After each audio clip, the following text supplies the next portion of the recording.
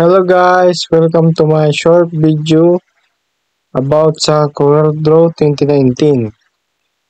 Akala nyo ba guys, sa Photoshop lang madaling magtanggal ng background? Sa CorelDRAW din, madali din. Ngayon, papakita ko sa inyo ang power ng bitmap mask.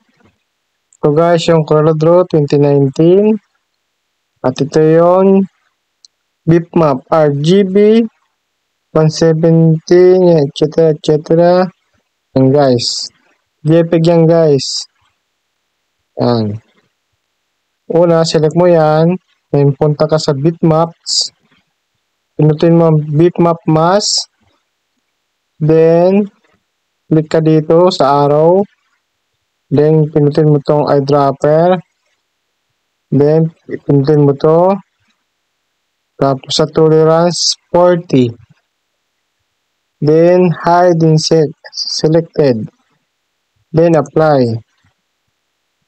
O, yan guys. So,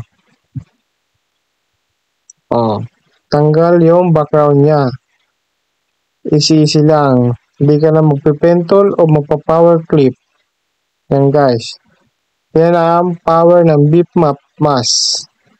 Dito sa CorelDRAW 2019 graphics suite. Yan. Bob's Graphics. Sana guys, follow nyo ako and subscribe to my YouTube channel and Facebook account. Salamat guys!